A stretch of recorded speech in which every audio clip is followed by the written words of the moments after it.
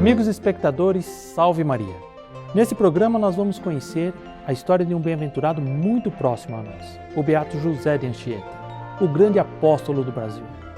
Em parte, é a ele que devemos a graça de que o Brasil é hoje a maior nação católica do mundo.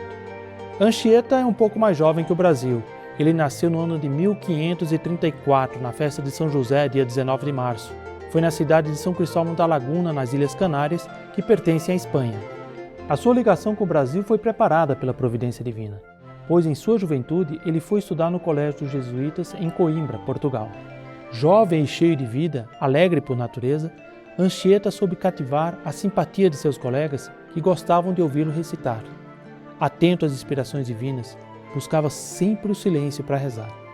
Aos 17 anos ele entrou na Catedral de Coimbra e, diante do altar de Nossa Senhora, consagrou sua vida ao serviço de Deus e dos homens, pelas mãos de Maria, fazendo inclusive naquele momento o voto de castidade. A partir daí, intensificou sua vida de oração, iniciando seu caminho para a santidade. Nessa época, ele ficou profundamente impressionado com as cartas de São Francisco Xavier. Desejando seguir o seu exemplo, entrou para a companhia de Jesus. Ainda noviço, ele adoeceu de tuberculose óssea, que deixou com uma escoliose, ou como diziam na época, com a espinhela caída. Os médicos aconselharam então que ele viesse para o Brasil, onde o clima era mais saudável para sua cura. O conselho dos médicos vinha de encontro ao seu grande desejo, levar a palavra de Cristo aos países distantes. Assim, em 1553, o jovem Anchieta desembarcou no Brasil, logo começando a trabalhar na catequese dos índios. Esse é um exemplo forte. A doença que para muita gente é razão de tristeza e às vezes até de revolta contra Deus, foi para Anchieta e para nós, para o próprio Brasil, uma bênção divina. Já no início do ano seguinte, no dia da conversão de São Paulo, juntamente com o padre Manuel da Nóbrega, ele fundou o colégio em Piratininga. Essa povoação contava na época com 130 pessoas. 36 delas tinham recebido o batismo. E assim, das mãos abençoadas de Anchieta, nascia a maior metrópole do Brasil e uma das maiores do mundo, a cidade de São Paulo. Ele promoveu a organização das aldeias, estruturando a sociedade indígena e promovendo sobretudo a saúde do corpo e da alma. Celebrava todos os dias a Santa Missa e tinha em Jesus sacramentado a grande força de sua atividade. Anchieta tinha uma imensa capacidade de trabalho. Ele estudou a fauna do Brasil, estudou a nossa flora, estudou a medicina, música, literatura, tudo orientado para ajudar os índios a se aproximarem mais de Nosso Senhor Jesus Cristo. Em pouco tempo ele aprendeu a língua indígena e escreveu a primeira gramática tupi-guarani, o que facilitou muito aos novos missionários aprender o idioma e poder se comunicar com os índios.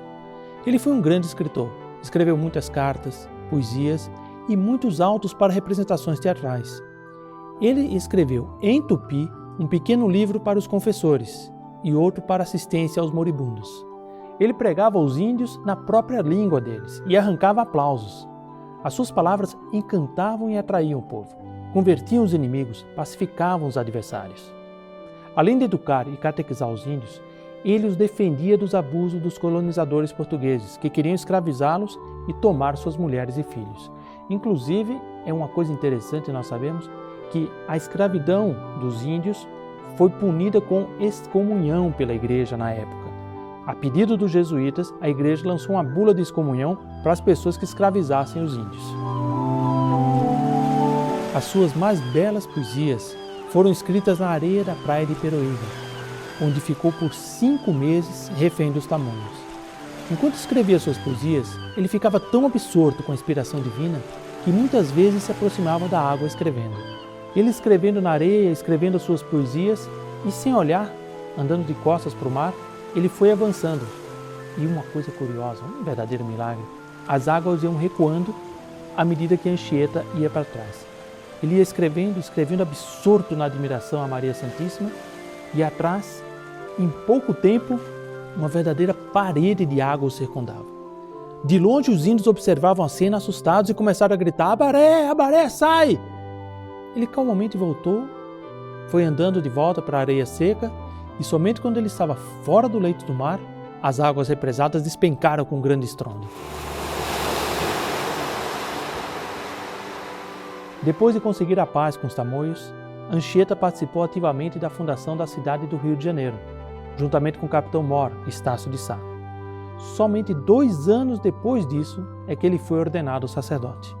Posteriormente, ele foi nomeado provincial do Brasil e ocupou esse cargo por 18 anos. Os últimos anos de sua vida passou numa aldeia de índios, em Heritiba, hoje conhecida como cidade de Anchieta. E foi lá que ele adoeceu gravemente e entregou sua alma a Deus no dia 9 de junho de 1597. A sua morte foi assistida por 5 de seus colegas, após ter recebido a unção dos enfermos. O seu corpo então foi levado pelos índios numa viagem de 80 quilômetros até Vitória, onde ele foi sepultado. Ele tinha 63 anos quando morreu. Dos 46 como jesuíta, ele passou 44 no Brasil. A sua vida foi repleta de profecias e milagres, curas até ressurreições de mortos. E ele tinha uma familiaridade com os pássaros e com os animais ferozes que lembrava São Francisco. Muitos o viram levitar quando estava em êxtase. E assim o padre José de Anchieta tornou-se o mais popular e o mais venerado de todos os jesuítas do século XVI. No dia 22 de junho de 1980, o padre José de Anchieta foi beatificado solenemente pelo Papa João Paulo II. Para comunicar graças alcançadas através do Beato Anchieta, escreva para a vice-postulação da causa do Beato José de Anchieta. É o padre César Augusto dos Santos que recebe as cartas. E você pode escrever para a Rua Bela Cinta, 968, 8º andar, o CEP 01-415-000, São Paulo, SP.